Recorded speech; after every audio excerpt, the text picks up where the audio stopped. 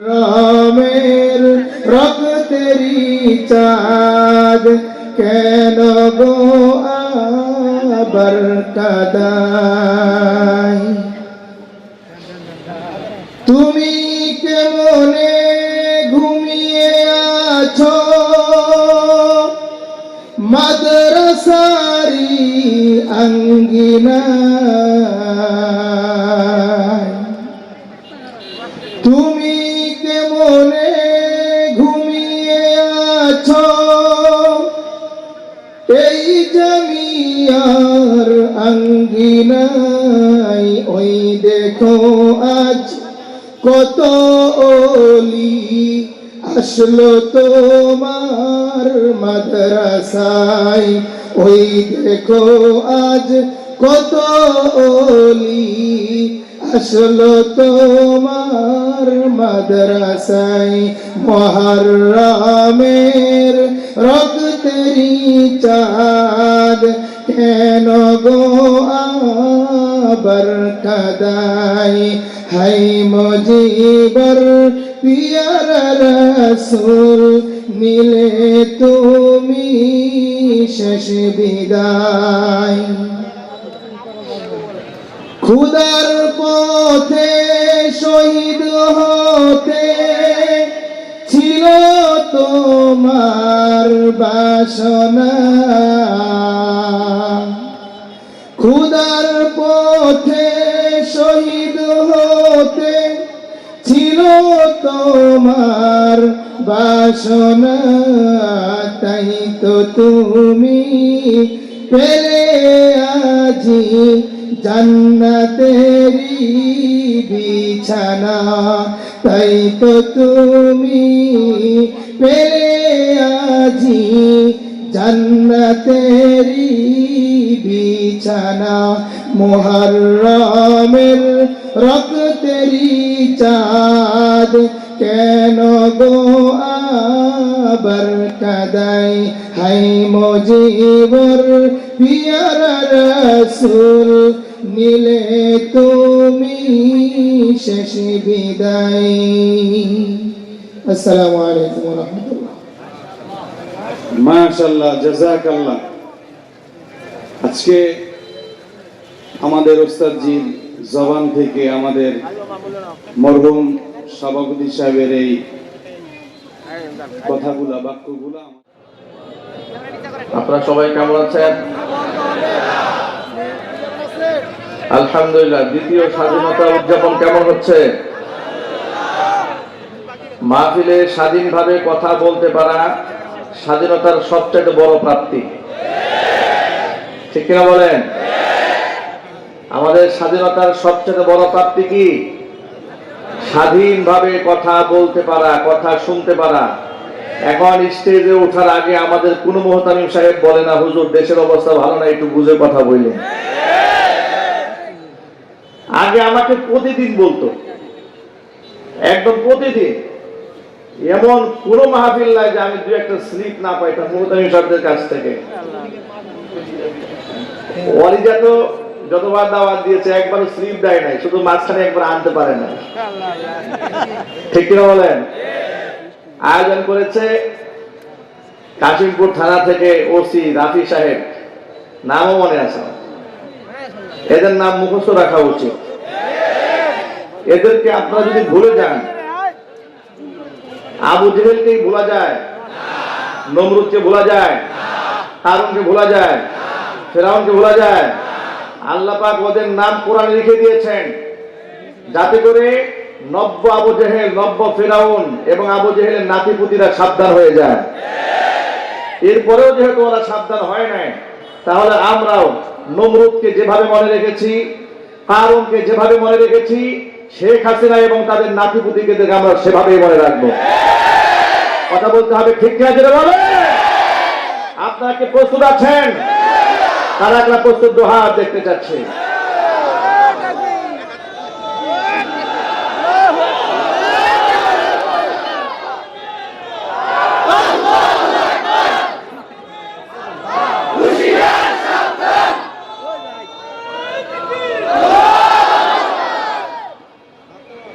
এখানে নারায়ে তাকবীর আল্লাহু আকবার বললেন, এই স্বাধীনতাও তো ছিল না। ঠিক কিনা বলেন? 2018 সালে নরসিংদী রায়পুরাতে একই স্টেজে আমি এবং আল্লামা মামুনুল হক হাফিজাহুল্লাহ ছিলেন। তো সেখানে আমরা কথা বলছিলাম, এমন সময় মামুনুল হক সাহেব স্টেজে আসার আগ মুহূর্তে আমি কিছু কথা বলছিলাম, এগুলো রেকর্ড আছে, এখন ইউটিউবে দেখবেন। তো কিছু শ্রোতারা দাঁড়িয়ে আল্লাহু আকবার বলেছিল। আল্লাহু আকবার, আল্লাহু আকবার বলার পরে আস্তে আস্তে আপনার মোবাইল গুলো একটু সাইড করে দিয়েন। হ্যাঁ, একটু সাইড করে দিলে মানুষের জন্য দেখতে সহজ হবে। মিডিয়া গুলো একটা সাইড, ঠিক আছে, মোবাইল গুলো এবার সামনে দিলে চেহারা দেখতে পায় না, এত দূর থেকে কষ্ট করে আসছে, চেহারা না দেখলে তো শুনে মজা লাগে না। আবার আপনারাও ধৈর্যের সাথে যারা মিডিয়া পারসন তাদেরকে সহযোগিতা করবেন, ঠিক না ভাই? হ্যাঁ, একটু সাইড করে দেন, আপনি সাইড করে দেন, আপনাদের দেখতে কষ্ট হচ্ছে। আস্তে আস্তে। তো সেখানে আল্লাহু আকবার স্লোগান দেওয়াতে, নারায়ে তাকবীর বলাতে চেয়ারম্যান সাহেব স্টেজে দাঁড়ায় গেলেন আমার সামনে। আমি স্টেজে বসে আছি, বক্তব্য দিচ্ছি, চেয়ারম্যান সাহেব দাঁড়িয়ে শ্রোতাদেরকে ধমক দিয়ে বলছেন, কেউ স্লোগান দেবেন না, আল্লাহু আকবার বলবেন না। এই দিনগুলো আমরা ভুলি নাই, সব মনে আছে আমাদের। কড়াই ঘন্টায় এর হিসাব নেওয়া হবে, একটাকেও ছেড়ে দেওয়া হবে না। আবু জেহেলের নাতি পুতিদেরকে একটাকেও ছাড়া হবে না ইনশাআল্লাহ।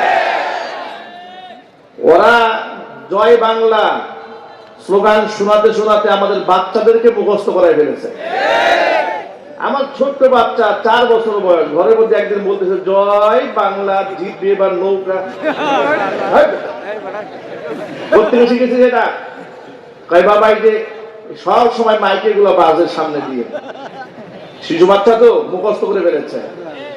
তোমরা জয় বাংলা শোনাতে শোনাতে আমাদের বাচ্চাদেরকে মুখস্থ করে ফেলেছিলে, আর আমাদের আল্লাহু আকবার বলতে গেলে কলেজায় আগুন লাগতো। আরে বাবা, আল্লাহু আকবার বললে তো নরেন্দ্র মোদীর কলেজায় আগুন জ্বলার কথা, তোমার জ্বলে কেন? এর দ্বারা প্রমাণ হয় নরেন্দ্র মোদী শুধুমাত্র ইসলামের ক্ষতি একা করে নাই, তোমরা নরেন্দ্র মোদীর নাতিপুতিরাও ইসলামের 12টা বাজিয়ে ছেড়েছিলেন। নরেন্দ্র মোদী এবং ওদের নাতিপুতিদের দিন শেষ, কোরআন সুন্নাহর বাংলাদেশ। আগামীর বাংলাদেশ ইসলামের বাংলাদেশ, আগামীর বাংলাদেশ কোরআন সুন্নাহর বাংলাদেশ। আগামীতে একবারে পাকঘর থেকে শুরু করে রান্নাঘর পর্যন্ত আল্লাহর কোরআন দিয়ে পরিচালিত হবে, সংগ্রামে ঝাঁপিয়ে পড়তে হবে। প্রস্তুত করা দুহাত দেখতে যাচ্ছি।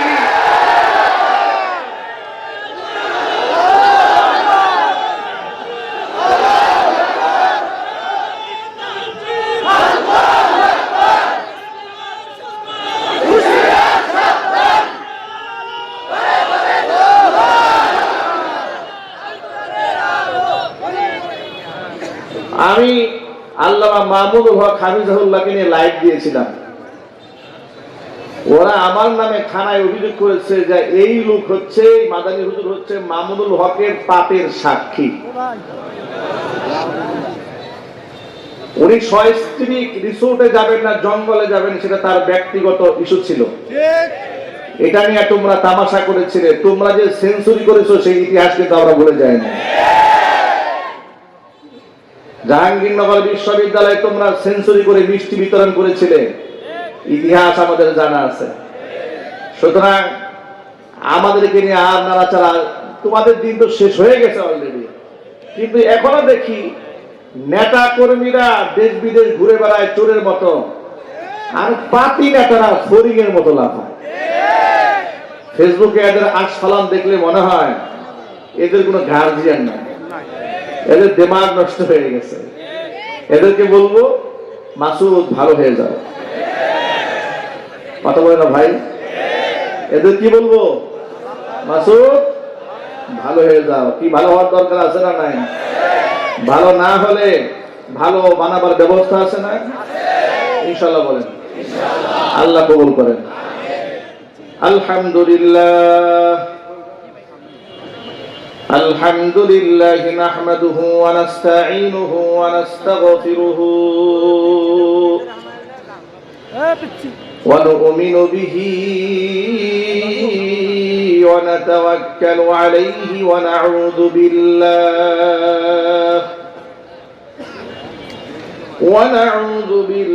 من شرور أنفسنا ومن سيئات أعمالنا من يهده الله فلا مضل له ومن يضلله فلا هادي له ونشهد أن لا إله إلا الله وحده لا شريك له ونشهد أن سيدنا ونبينا وحبيبنا وشفيعنا ومولانا محمدا عبده ورسوله الذي أرسله بالحق بشيرا ونذيرا وداعيا إلى الله بإذنه وسراجا منيرا أما بعد فأعوذ بالله من الشيطان الرجيم بسم الله الرحمن الرحيم وما كان لمؤمن ولا مؤمنة إذا قضى الله ورسوله أمرا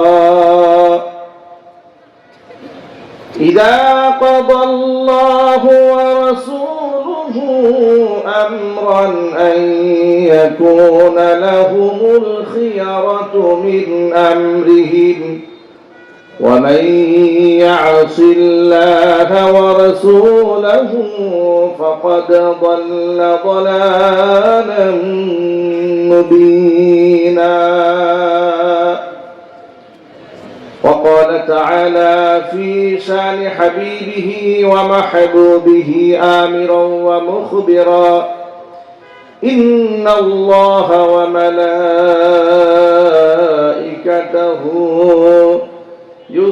يصلون على النبي يا أيها الذين آمنوا صلوا عليه وسلموا تسليما اللهم صل على محمد وعلى آل محمد كما صليت على إبراهيم وعلى آل إبراهيم إنك حميد مجيد اللهم بارك على محمد وعلى آل محمد كما باركت على إبراهيم وعلى آل إبراهيم إنك حميد مجيد محبতে জবান ছেড়ে দিয়ে সকলে মিলে কিছুক্ষণ জিকির করুন লা ইলাহা ইল্লাল্লাহ জোরে জোরে লা ইলাহা ইল্লাল্লাহ লা ইলাহা একটু আগাই দেন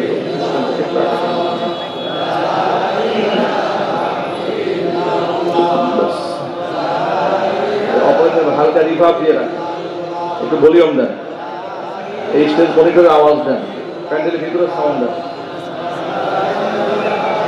মোহাব্বতে লা ইলাহা ইল্লাল্লাহ লা ইলাহা ইল্লাল্লাহ লা ইলাহা ইল্লাল্লাহ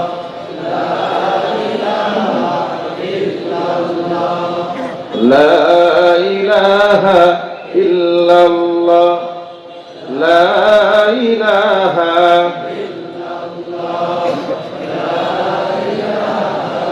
ইল্লাল্লাহ লা ইলাহা ইল্লাল্লাহ মুহাম্মাদুর মুহাম্মাদুর রাসূলুল্লাহ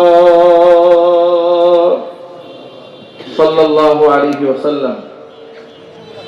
ঐতিহ্যবাহী গাজীপুর জেলার অন্তর্গত গাজীপুর সিটি কর্পোরেশনের 1 নং ওয়ার্ড দক্ষিণ বাগবেড় আন্দার মালিক জামিয়াতুল ওলিজা ইসলামিয়া ও জামিয়া হযরত সুমাইয়া রাদিয়াল্লাহু তাআলা আনহা মহিলা মাদ্রাসা কর্তৃক আয়োজিত 20 সালা দস্তারে ফজিলত ও আন্তর্জাতিক ইসলামী মহাসম্মেলন 2 দিন ব্যাপী আজকের এই প্রথম দিবসে দ্বিতীয় অধিবেশনের সম্মানিত সভাপতি আলহাজ অ্যাডভোকেট এস.এম. খালেদ মাহমুদ রাব্বি, মুতাওয়াল্লির সভাপতি অত্র জামিয়া, আল্লাহ রাব্বুল আলামিন তার নেক হায়াত দারাজ করুন।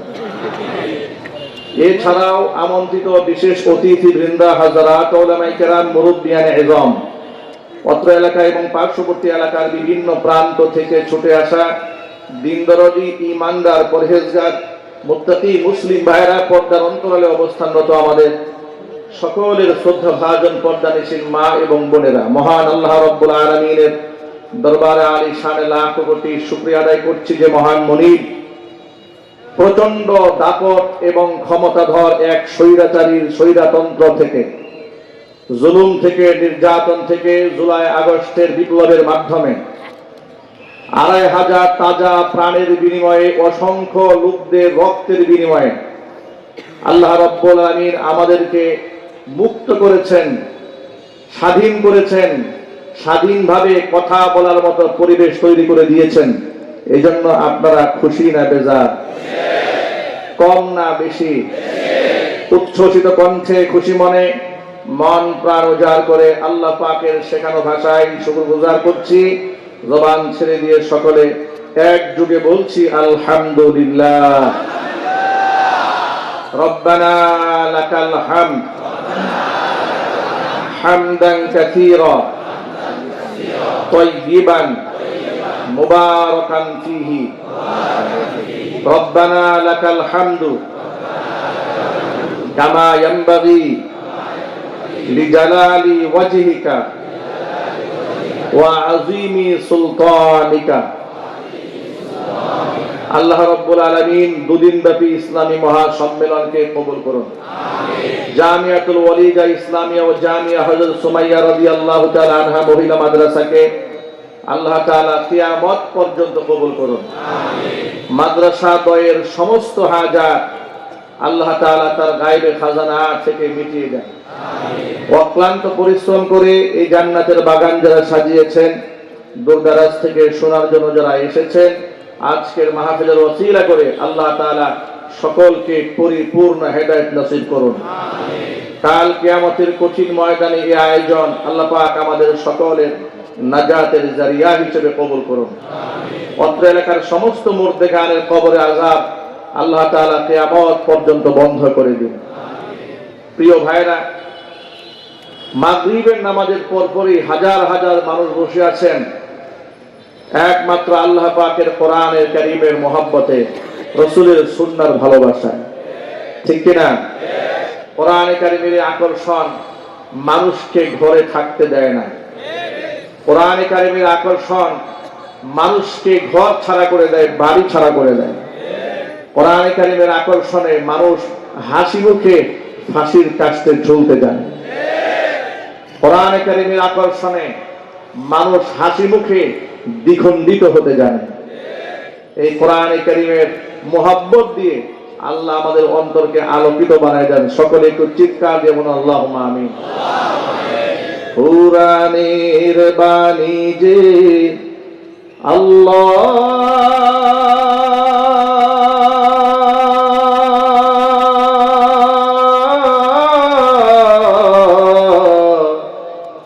আমাকে করেছে ব্যাকুল, আমাকে করেছে ব্যাকুল। কোরআনের বাণী যে আল্লাহ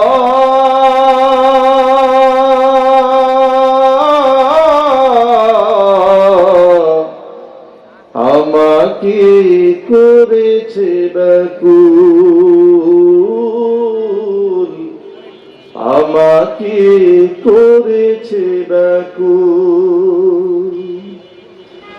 তাই তো এ মন উঠলে উঠে প্রাণ আমার হয় যে আকুল। আমাকে করেছে ব্যাকুল, আমাকে করেছে ব্যাকুল।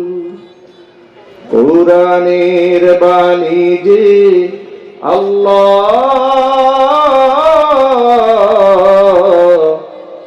আমাকে করেছে ব্যাকুল, আমাকে করেছে ব্যাকুল। সকল যুগের মানুষ জানে কি মহিমা আল কুরআনে। সকল যুগের মানুষ জানে কি মহিমা আল কুরআনে। এমন মধু পেয়ে হে আল্লাহ, এমন মধু পেয়ে হে আল্লাহ, চিনতে কি কেউ করে ভুল, চিনতে কি কেউ করে ভুল। কোরআনের বাণী যে আল্লাহ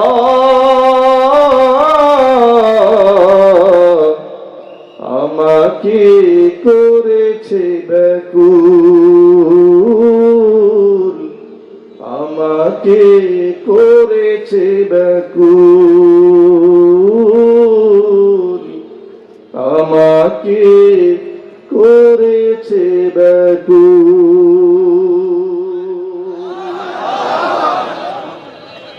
কোরআনে কারীমের ব্যাকুলতায় আপনাদেরকে শীতের রাতেও ঘরে থাকতে দেয়নি, ঠিক কিনা বলেন?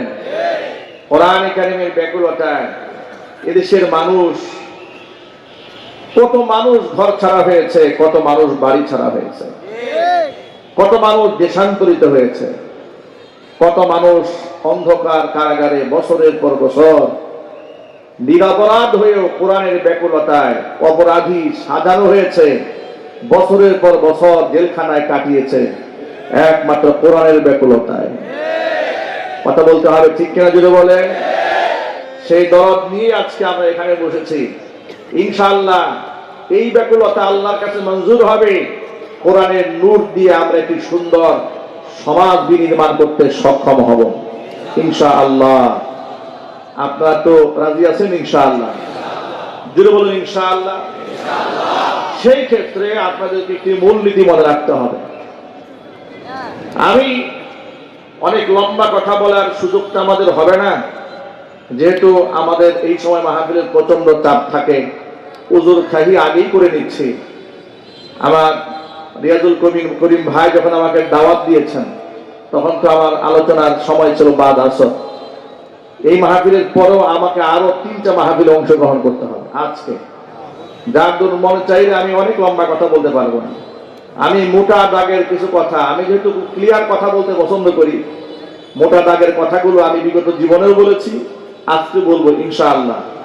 সবাই একটু জোরে বলতে হবে ইনশাআল্লাহ। এই অপারেটর ভাই, তোমার ডান পাশে মাইক্রোফোন কাজ করে না? হ্যাঁ,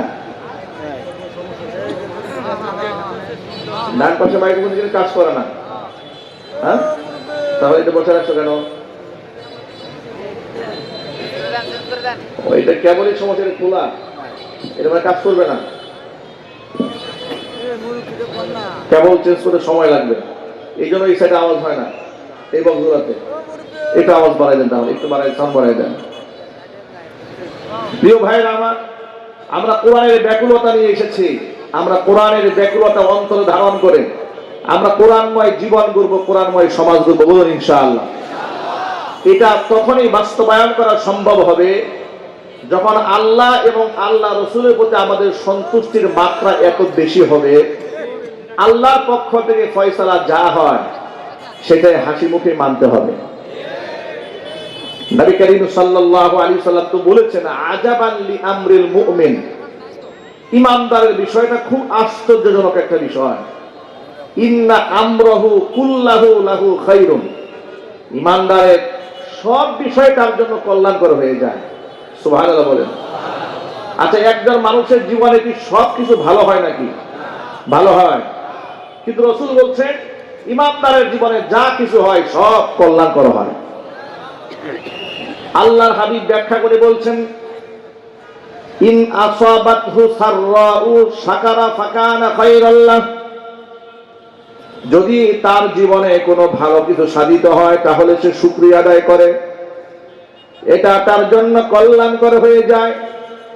ওয়া ইন আসাবাতহু দাররাউ সাবারা ফাকানা খায়রাল লাহ, আর যদি তার জীবনে কোনো বালা মুসিবত আসে সে হতাশ হয় না, নিরাশ হয় না। সবারা, সে ধৈর্য ধারণ করে। ফাকানা খায়রাল লাহ, মুসিবতটাও তার জীবনের জন্য কল্যাণ বয়ে আনে। জোরে বলেন সুবহানাল্লাহ। ঈমানদারের জীবনে সুখ কল্যাণ বয়ে আনে, দুঃখ কল্যাণ বয়ে আনে। সুখ কেমনে কল্যাণ বয়ে আনে? সুখ প্রাপ্তির পরে, নিয়ামত প্রাপ্তির পরে সে শুকরিয়া আদায় করে, এটা তার জন্য কল্যাণ করা হয়। দুঃখ কি করে কল্যাণ বয়ে আনে? যদি তার দুঃখ আসে, কষ্ট আসে, মুসিবত আসে, এরপরে সে সবার, সে ধৈর্য ধারণ করে, হতাশ হয় না, নিরাশ হয় না। প্রিয় ভাইরা, ঈমানদারের জীবনে কি হারাবার কোনো ভয় আছে? আরো জোরে বলেন। হারাবার তো কিছু নাই। যদি আমি মরেও যাই তো শহীদ হব, জিন্দা থাকলে আমি গাজী হব। তা আমার জীবনের চাইতে মূল্যবান তো আর কিছু নাই। একটা মানব জীবনে তার নিজের জানের চাইতে মূল্যবান কিছু আছে নাকি?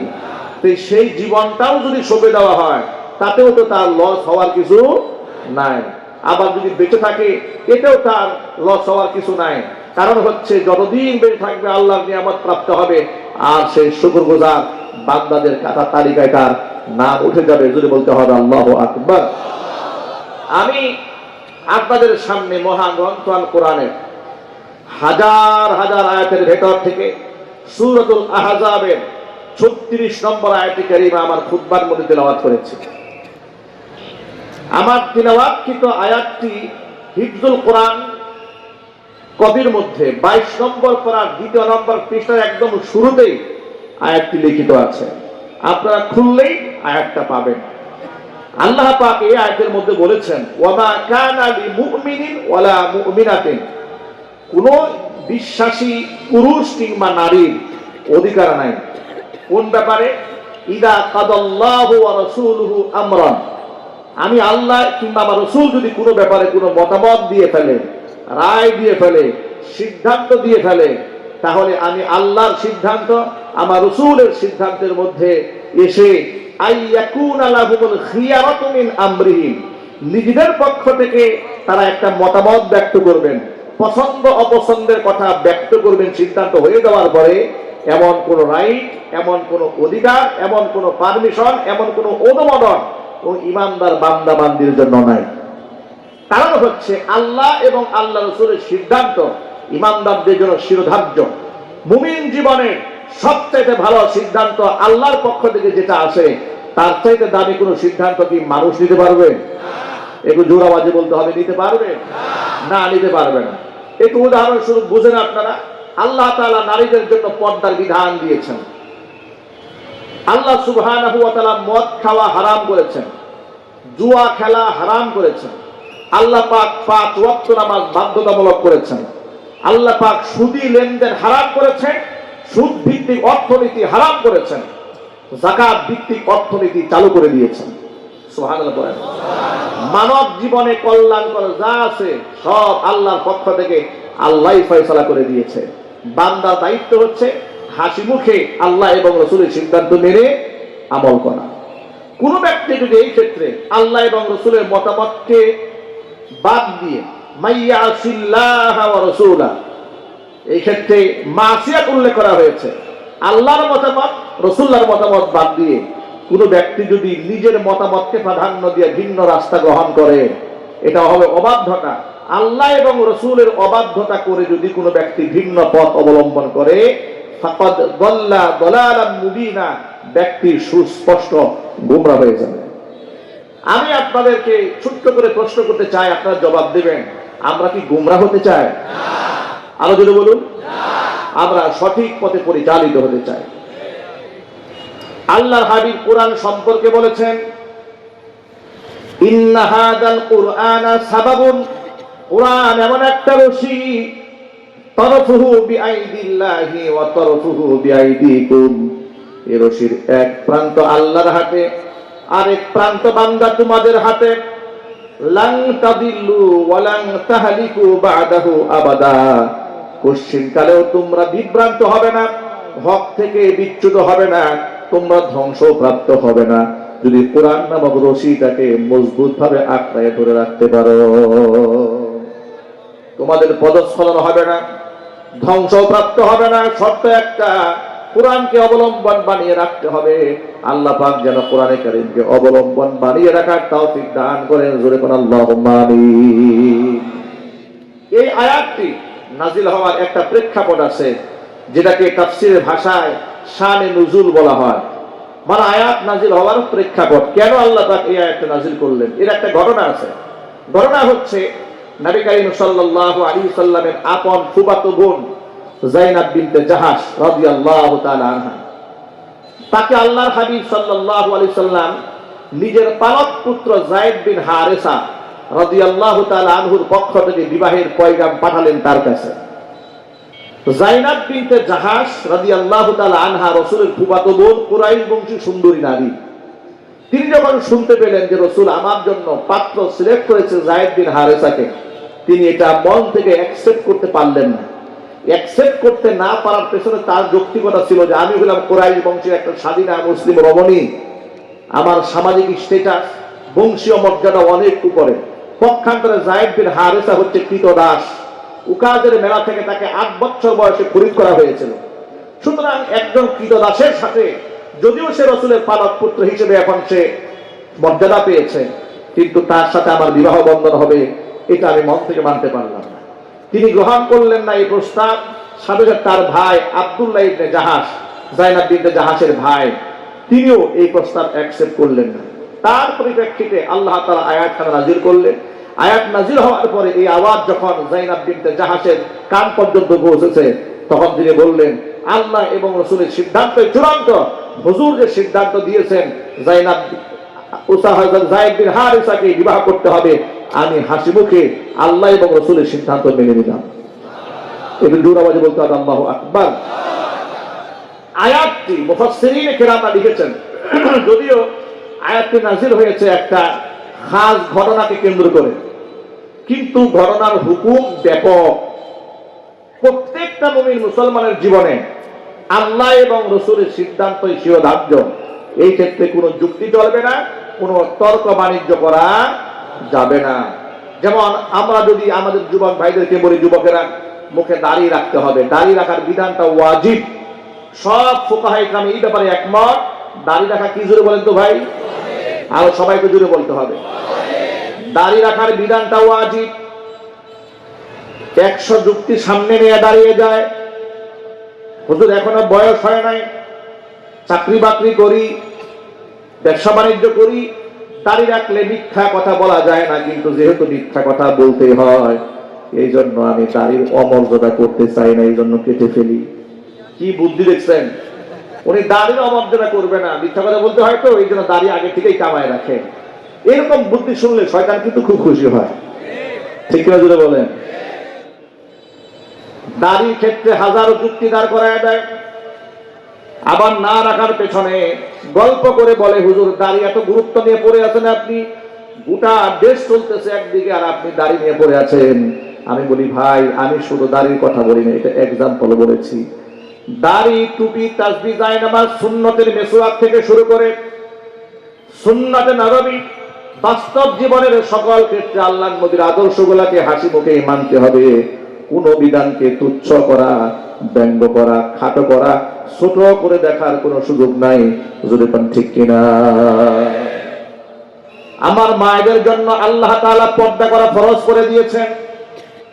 নবী করিম সাল্লাল্লাহু আলাইহি সাল্লাম বলেছেন, সালাসাতুন ক্বাদ হারামাল্লাহু আলাইহিমুল জান্নাত, তিন শ্রেণীর মানুষের জন্য জান্নাত আল্লাহ হারাম করেছেন। এক নাম্বার হচ্ছে মুদমিনুল খামর, যারা মদ্যপান করে, তাদের জন্য আল্লাহর জান্নাত হারাম। দুই নাম্বার হচ্ছে ওয়াল আaqu, পিতা মাতার অবাধ্য সন্তান যারা, তাদের জন্য আল্লাহর জান্নাত হারাম।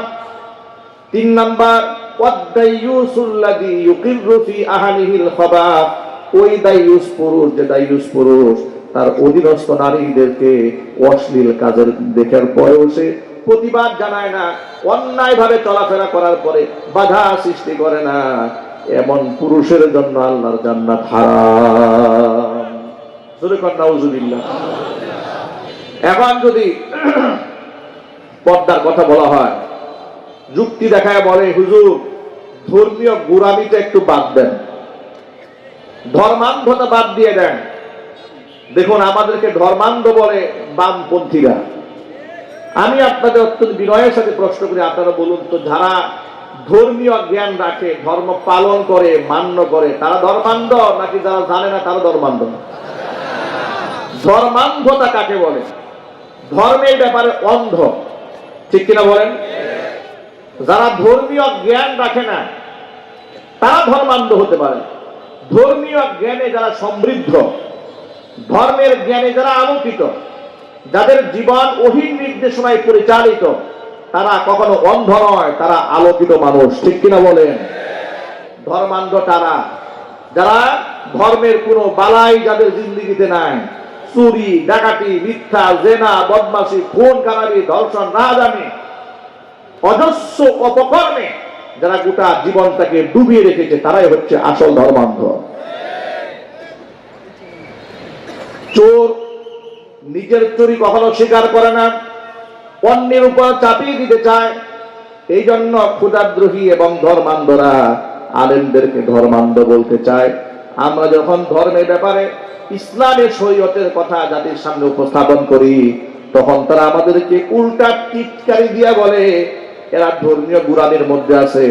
একবিংশ শতাব্দীতে এসে ধর্মের নামে এত বাড়াবাড়ি চলে না।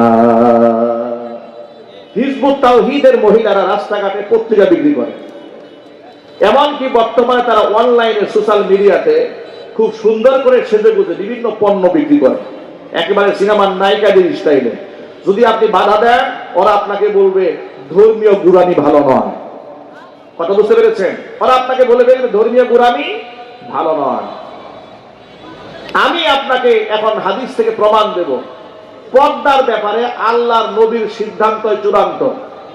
আল্লাহর নবী, আপনারা একটু বলেন তো, হুজুর কি গোঁড়ামি করেছেন? ইমানি প্রশ্ন, একটু জোরে বলবেন। আল্লাহ রসুল গোঁড়ামি করেছেন? আল্লাহ রসুলের চেয়ে ইনসাফ এই পৃথিবীতে আর কেউ করতে পারবে? তিনি তার স্ত্রীদের পর্দার ব্যাপারে কত কঠোরতা আরোপ করেছেন লক্ষ্য করেন। উম্মে সালামা রাদিয়াল্লাহু তাআলা আনহা হাদিসের রাবী, তিনি বর্ণনা করেছেন, আমি এবং রাসূলের আরেকজন স্ত্রী হযরতে মাইমুনা রাদিয়াল্লাহু তাআলা আনহা দাঁড়িয়ে ছিলাম রাসূলের সামনে। এমন সময় হুজুরের অন্ধ সাহাবী আব্দুল্লাহ ইবনে উম্মে মাকতুম রাদিয়াল্লাহু তাআলা আনহু আমাদের সামনে এলেন। নবীজি আমাদেরকে বলেন, ইহতাজিবা মিনহু, তাদের থেকে পর্দার আড়ালে চলে যাও। তো ইতোমধ্যে পর্দার আয়াত নাযিল হয়ে গেছে। আমাদেরকে পর্দার আড়ালে চলে যেতে বাইরে বললে, উম্মে সালামা বলছেন, আমি রাসূলুল্লাহকে ডেকে বললাম, আলাইসা হুয়া আ'মা লা ইউবসিরুনা ওয়া লা ইয়ারিফুনা, হে রাসূল, তিনি তো অন্ধ ব্যক্তি, তিনি তো আমাদেরকে দেখতেও পারবেন না, আমাদের চিনতেও পারবেন না। নবীজি তখন আমাকে পাল্টা প্রশ্ন করে বলছেন, উম্মে সালামা বলছেন, আফা আমিয়া ওয়ানি আনতুমা আলাস্তুমা তুবসিরানি, আব্দুল্লাহ ইবনে উম্মে মাকতুম জন্মান্ধ, তোমাদের দেখতে পারবে না কথা মেনে নিলাম, তোমরা দুইজনে তো আর অন্ধ নও, তোমরা তো অবশ্যই তাকে দেখতে পারবে। সুতরাং তোমরা অকারণে, বিনা কারণে একটা অন্ধ সাহাবীর দিকে তাকাতেও পারবে না। জোরে জোরে কোন সুবহানাল্লাহ। পর্দার ব্যাপারে এবং পর্দার আমালের ক্ষেত্রে, নারী পুরুষের হিজাব এবং পার্টিশনের ব্যাপারে আল্লাহ নবী আমাদের জন্য আদর্শ, এছাড়া পৃথিবীর আমাদের জন্য আর কেউ আদর্শ হতে পারে না। কথা একটু বলতে হবে তো ভাই, ঠিক কিনা বলেন?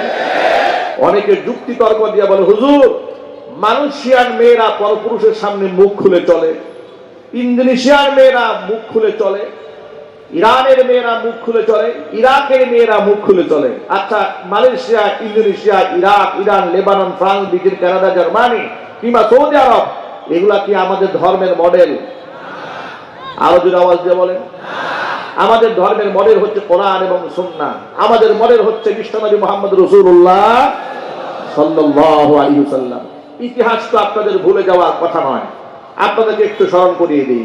এই দেশে ভাস্কর্যের নামে যখন রাস্তায় রাস্তায় মূর্তি বানানো হচ্ছিল, আলেমরা যখন প্রতিবাদ জানিয়েছিলেন, আমাদের আকাবির যারা, আমাদের বড় যারা, যারা গোটা দেশের ধর্মীয় অঙ্গনে, আধ্যাত্মিক অঙ্গনে, রাজনৈতিক অঙ্গনে যারা প্রভাবশালী, তারা রাষ্ট্রের সরকারকে বুঝিয়েছে, বলেছে, নানাভাবে বোঝাবার চেষ্টা করেছে। 90 থেকে 95% মুসলিম অধ্যুষিত এই দেশে এই শিরকি কালচারটা চালাবেন না। যার নামে আপনারা মূর্তি বানাতে চাচ্ছেন, প্রয়োজনে এতিমখানা বানান, মাদ্রাসা বানান, মসজিদ বানান, তিনি কবরে সওয়াব পাবেন, ইসালে সওয়াবের ব্যবস্থা হবে। যেখানে সেখানে মূর্তি বানাবেন না। আমি নিজে বুটবাজার কেন্দ্রীয় জামে মসজিদের জুমার খুতবায় নেতৃবৃন্দের সামনে বলেছি যে মূর্তি বানানো জায়েজ নেই, হারাম। ভাস্কর্যের নামে বানান, মূর্তির নামে বানান, এই ভাস্কর্যের পূজা হোক, অর্চনা হোক আর নাই হোক, আপনি যেভাবেই বানান সেভাবেই হারাম। এগুলা বোঝাবার পরে আবার বিনয়ের সাথে বলেছি, মৃত ব্যক্তি রূহের মাগফিরাত কামনা করতে চান তো এতিমখানা করেন, মসজিদ করেন, ইসালে সওয়াবের ব্যবস্থা হবে। তারা আমাদের এই বক্তব্যকে অ্যাকসেপ্ট তো করলই না, উল্টা থানায় গিয়ে পরামর্শ করে মাদানী হুজুর জাতির পিতার বিরুদ্ধে বক্তব্য দিয়েছে। তাকে এই বুটবাজার কেন্দ্রীয় মসজিদে আর জুমার খুতবা দিতে দেওয়া হবে না। ষড়যন্ত্র শুরু হয়ে গেল। পরের দিন থেকে, পরের জুমা থেকে দেখি একের পর এক শুধু মসজিদে পুলিশ আসে। এক জুমায় আসে, 2 জুমায় আসে, 3য় জুমায় আসে, পুলিশ মসজিদে ঘেরাও করে রাখে। পুলিশ প্রশাসন লোকদের জিজ্ঞেস করলাম, ভাই এত মানুষ আপনারা কেন মসজিদে এসেছেন? আমাকে প্রশাসনের লোকেরা বলল, হুজুর আপনার নিরাপত্তা দেওয়ার জন্য আসছি। আমাকে নিরাপত্তা দেওয়ার জন্য মসজিদে পুলিশ এসেছে। অন্যদিক থেকে আমি যে বাসায় ভাড়া থাকতাম গাছাতে, আমার বাড়িওয়ালাকে বলে এসেছে আপনার বাসায় মাদানী হুজুর যেন উঠতে না পারে, উঠলে কিন্তু আপনি সহ মামলা খাবেন। কথা বুঝতে পেরেছেন?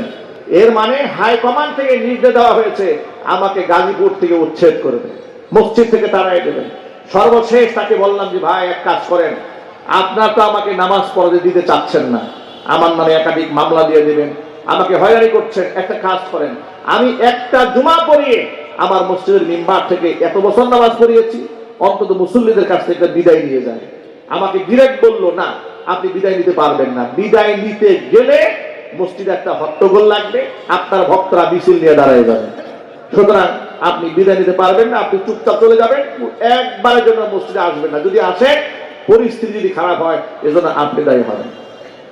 আমি সসম্মানে সেখান থেকে চলে গেলাম। 4 বছর পরে জুমার মসজিদে আসলাম। মনে এত ব্যথা সেদিন পেয়েছিলাম যে কোনো অন্যায় করলাম না, অপরাধ করলাম না, চোরের মতো পালিয়ে গেলাম, নিজের কাছে খুব অপরাধী মনে হলো। আর মনে মনে ভাবলাম এই দিন দিন নয়, দিন আরো আছে। অতিলকাল আইয়ামু নুদাবিলুহা বাইনান নাস, দিন তো আল্লাহর হাতে, এটা আল্লাহ যে কোনো সময় ঘুরাই দিতে পারে। আমাদেরকে আমাদের কর্মসংস্থান থেকে, খেদমতের অঙ্গন থেকে বিদায় নেওয়ার সুযোগ স্বৈরাচারীর আমলে দেওয়া হয় নাই। স্বৈরাচারী 16 বছর দেশে শাসন করেছে, জুলুম করেছে, নির্যাতন করেছে, গুম করেছে, খুন করেছে। 5ই আগস্টে জাতির সামনে সেই ভাষণ দিয়ে বিদায় নিয়ে যেতে চেয়েছিল, সেনাবাহিনী বলেছে সময় মাত্র 45 মিনিট। প্রস্তুতি নেবেন না, খুতবা দেবেন না, ভাষণ দেবেন না, গাঁটটি গুসকা গুল করবেন, সিদ্ধান্ত আপনার। স্বৈরাচারী তাকায় দেখে মাত্র আধা ঘন্টার মধ্যে ছাত্র জনতা একেবারে তার সিংহাসন দখল করে বসবে। খানা রেডি, খাবার খাওয়ার সময় নাই, গাঁটটি বুসকা নিয়ে উড়াল দিয়েছে। বিষয়টা এমন দাঁড়িয়েছে, তুমি আলেমদেরকে তার কর্মসংস্থান থেকে বিদায় নেওয়ার সুযোগ দাও নাই, তুমি কেমনে বিদায় নিবা? তোমাকে চোরের মতো গলায় জুতার মালা দিয়ে পালিয়ে যেতে হবে।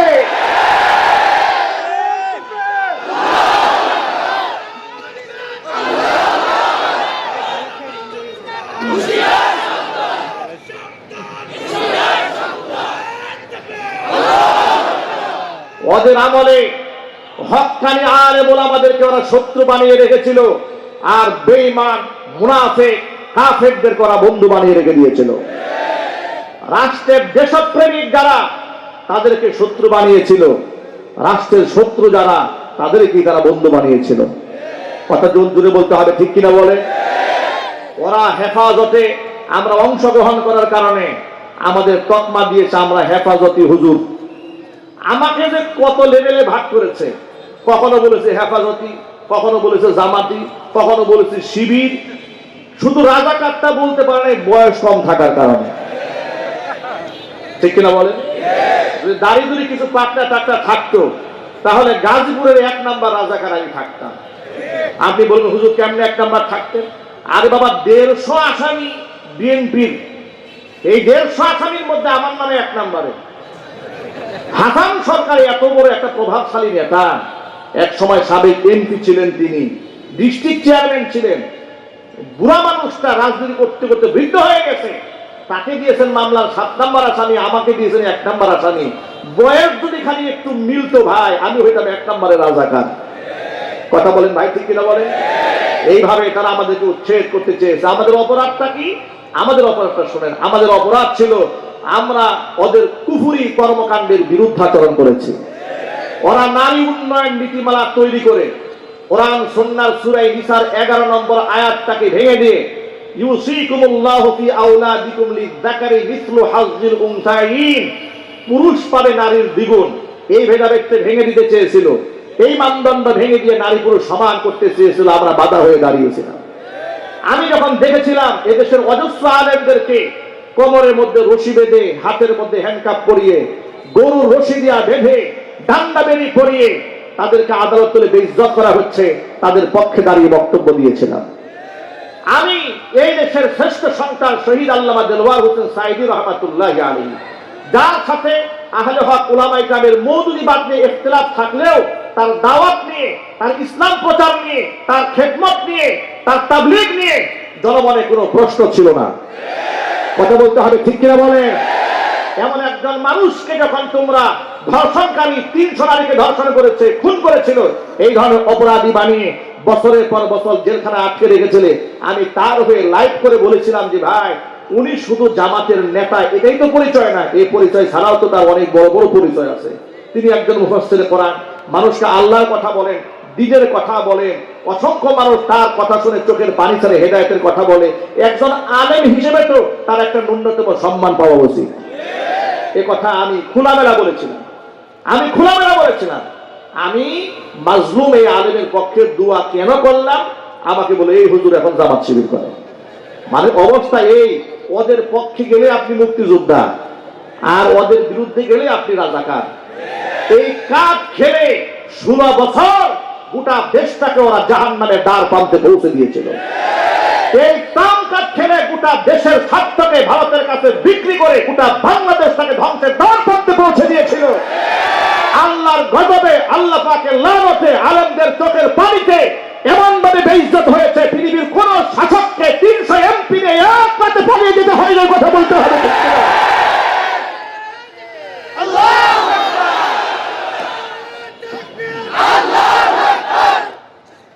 আমি এদের রক্ত চক্ষুকে ভয় করি নাই। ওরা আমার নামে একাধিক মামলা দিয়েছে। মাহফিল স্টেজ থেকে ধরে নিয়ে মামলা দিয়েছে, আমার পকেটে ককটেল বোমা পাওয়া গেছে, এরকমও সাজিয়েছে। এত মামলা দেওয়ার পরে যখন জবান বন্ধ করতে পারে নাই, আমাকে এলাকা ছাড়া করেছে। আমার প্রিয় ভাইয়েরা, মনে রাখবেন, ইমানদারদের জীবনে বিপদ আসবে, কিন্তু তাই বলে হতাশ হওয়ার কিছু নাই। কারণ যারা আল্লাহর জন্য কথা বলে তাদের কোনো ভয় নাই। কি বলেন আপনারা? ওরা কিন্তু সব আলেমের শত্রু ছিল না। আমরা যখন জেল খাটি, জরিমানা দেই, তখন এই বাংলাদেশের কিছু আলেমরা ওদের মাথার মুকুট ছিল। এমনকি জাতীয় সংসদে দাঁড়িয়ে ওরা বলেছে কোন হক্কানি আলেমকে গ্রেফতার করা হয় নাই। যাদেরকে গ্রেফতার করা হয়েছে সব ধর্ম ব্যবসায়ীদেরকে গ্রেফতার করা হয়েছে। এখন আপনারা বলেন, যাদের গ্রেফতার করা হয়েছিল তারা ধর্ম ব্যবসায়ী? ইমানদারের মতো জবাব দেবেন। আল্লামা মামুনুল হক ধর্ম ব্যবসায়ী? জুনায়েদ আল হাবিব ধর্ম ব্যবসায়ী? সাখাওয়াত হোসেন রাজি ধর্ম ব্যবসায়ী? রফিকুল্লাহ মাদানী ধর্ম ব্যবসায়ী, এরপরে আজিজুল হক ইসলাম ধর্ম ব্যবসায়ী, এমন শীর্ষ আলেমদের নামে তালিকা তৈরি করেছিলে, দুর্নীতি দমন কমিশনে তোমরা জমা দিয়েছিলে, এমনকি মানুষের সামনে তাদেরকে খাটো করেছিলে, বেইজ্জত করেছিলে। বিচারপতি, সাবেক বিচারপতি কালামানিক আলেমদের নামে এই চক্রান্ত করেছিল। আল্লাহ তাআলা, আহারে সুবহানাল্লাহ, আগে কোন সুবহানাল্লাহ, আল্লাহু আকবার বলেন। কোরআন মাজিদের একটা আয়াত আমার মনে পড়েছে, আল্লাহ পাক বলেন, আফাতুমিনুনা বিবাদিল কিতাবি ওয়া তাকফুরুনা বিবাদ ফামা জাযাউ মান ইয়াফআলু যালিকা মিনকুম ইল্লা খিzyun ফিল হায়াতিদ দুনিয়া ওয়া ইয়াওমাল কিয়ামাতি ইউরাদ্দুনা ইলা আশাদ্দিল আযাব وما الله بغافل عما تعملون।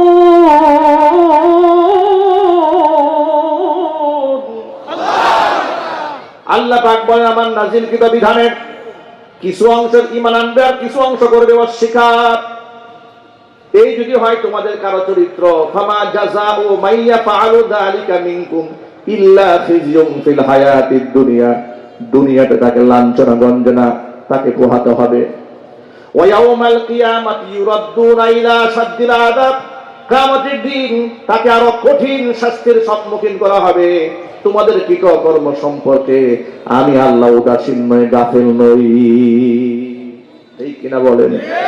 116 জন আলেমের নামের তালিকা, যেই সাবেক বিচারপতি শামসুদ্দিন চৌধুরী কালামানিক যার নেতৃত্ব হয়েছিল, আহারে দেশটা স্বাধীন হতে না হতে কালামানিকের যে কি কালা দশা, কলা পাতার মধ্যে শুয়ে আছে। আহারে মনে হচ্ছে ওর চাইতে বড় ইতিম এই দেশে আর কেউ নাই, অথচ দুদিন আগে ওর হুঙ্কারে টেলিভিশনের টক শো ফাটিয়ে ফেলেছে। কথা বলতে হবে তো ভাই, ঠিক কিনা বলে? আলেমদেরকে বেইজ্জত করেছে। প্রত্যেকটা কাজের একটা রিয়াকশন আছে না, না ভাই? সাইড এফেক্ট আছে না, নাই? আলেমদের সাথে বেইজ্জত যে যত বেশি করেছে, জুতার বাড়ি সে তত বেশি খেয়েছে। এখন আপনাদেরকে একটা ব্যাপারে ঐক্যবদ্ধ হতে হবে, সেটা হচ্ছে এই রক্ত দিয়ে জীবনের ঝুঁকি নিয়ে রাষ্ট্রকে আলহামদুলিল্লাহ আমরা স্বাধীন করেছি, কিন্তু স্বাধীনতা যেন রক্ষা করতে না পারি এই জন্য চক্রান্ত কিন্তু থেমে নাই। ঠিক না ভাই? চক্রান্ত থেমে নাই, এই স্বাধীনতাকে ধরে রাখতে হবে। আর যারা আমার ভাইদেরকে গুম করেছে, খুন করেছে, মিথ্যা মামলা দিয়ে বছরের পর বছর আটকায় রেখেছে, আয়না ঘরের মধ্যে রেখে পাশবিক নির্যাতন চালিয়েছে, এদের প্রত্যেকটাকে আইনের আওতায় এনে এমন দৃষ্টান্ত স্থাপন করতে হবে যাতে আগামী 100 বছর কোন কিয়ামত পর্যন্ত অন্তর্বর্তী শাহজালাল ইয়ামানির এই পুণ্যভূমিতে আর দ্বিতীয় কোন শেখ হাসিনার জন্ম না হয়। আপনারা কি ঐক্যবদ্ধ হয়ে সংগ্রাম করতে রাজি আছেন? করে দুহাত দেখতে যাচ্ছি।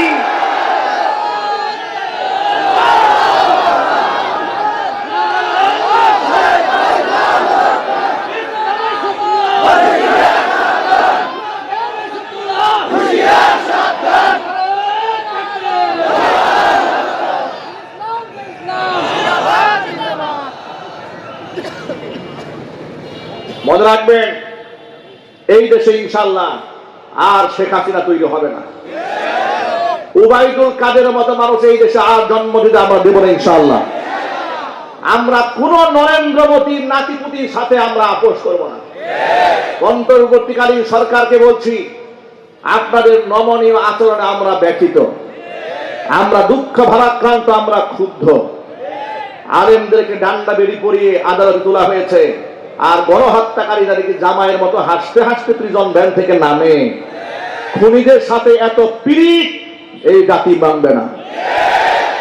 যদি গণ অভ্যুত্থান আপনাদের চক্রান্তে ব্যর্থ হয়, হাসিনা এবং তার নাতিপুতিদের যে আচরণ হয়েছে, যে পরিণত হয়েছে, তার থেকেও ভয়ঙ্কর পরিণতি তাদের হবে। সুতরাং এদেরকে প্রত্যেকটাকে তালিকাভুক্ত করতে হবে। যদি এদেরকে আগে থেকে কঠোর হস্তে দমন করা যেত, যেমন কুকুর তেমন মুগুর দেওয়া হতো, তাহলে আজকে গোটা দেশের এই নৈরাজ্যকর পরিস্থিতি সৃষ্টি হতো না। আজকে কেন সচিবালয়ের মতো এমন একটা কেয়ার ইউনিট, এমন একটা সুরক্ষিত জায়গার মধ্যে আগুন লাগে, ওটা রাষ্ট্রের কলিজা যেটা, মগজ যেটা, দিমাগ যেটা, হাত যেটা, ফুসফুস যেটা, তার মধ্যে আগুন লাগিয়ে দিল। আপনারা ছিলেন কোথায়? নিরাপত্তা কর্মীরা কোথায় ছিল? আপনারা 2 দিন 3 দিন সময় নিয়েছেন। আমরা বলবো এই 3 দিনের মাথায় অপরাধীদের নামের তালিকা তৈরি করে এমন শাস্তির ব্যবস্থা করুন, আগামীতে কোনো প্রকার চক্রান্ত করতে যেন 14 গ্লাস পানি খেতে হয়। সুতরাং অন্তর্বর্তীকালীন সরকারকে বলছি, যত প্রকারের সাপোর্ট আছে জাতিগতভাবে আপনারা পাবেন, যদি আপনারা সত্যের পক্ষে থাকেন, ন্যায় বিচারকে নিশ্চিত করতে পারেন। আর যদি নমনীয় ভাব করেন, তাহলে এই জাতি এখন রক্ত দিতে শিখেছে, জালেমের সাথে চোখ রাখতে শিখেছে। ভারতের নরেন্দ্র মোদীকে চ্যালেঞ্জ করে যারা স্বাধীনতা ছিনায় আনতে পারে, তারা পৃথিবীর যে কোনো শক্তিকে মোকাবিলা করতে প্রস্তুত আছে ইনশাআল্লাহ। আল্লাহ রাব্বুল আলামিন আমাদের সেই হিম্মত দান করে, জোরে কোন আমিন। আর চিৎকার দিয়ে আল্লাহুম্মা আমিন। যারা আল্লাহর পথে চলে,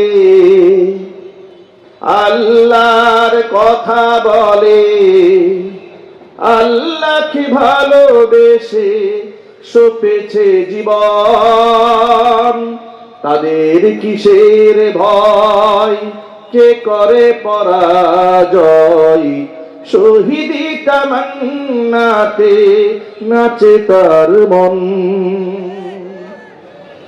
যারা আল্লাহর পথে চলে, আল্লাহর কথা বলে, আল্লাহকে ভালোবেসে সপেছে জীবন, তাদের কিসের ভয়, কে করে পরাজয়, শহীদি তামান্নাতে নাচে তার মন। হাসনা হিনার গ্রামে ভুলে নারী হৃদয় তার, কালিমার মিষ্টি মাখা হৃদয় রয়েছে যার, সব পিছু টান ভুলে জিহাদের পথে চলে। ঠিক কিনা বলেন?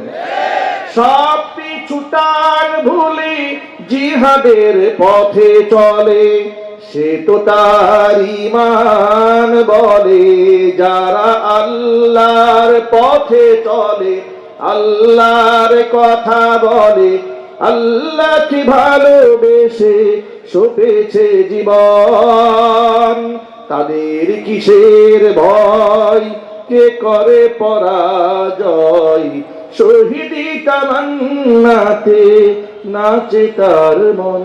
যারা আল্লাহর পথে চলে, আল্লাহর কথা বলে, আল্লাহকে ভালোবেসে সপেছে জীবন, তাদের কিসের ভয়, কে করে পরাজয়, শহীদি তামান্নাতে নাচে তার মন। আসসালামু আলাইকুম ওয়া রাহমাতুল্লাহি ওয়া বারাকাতুহু।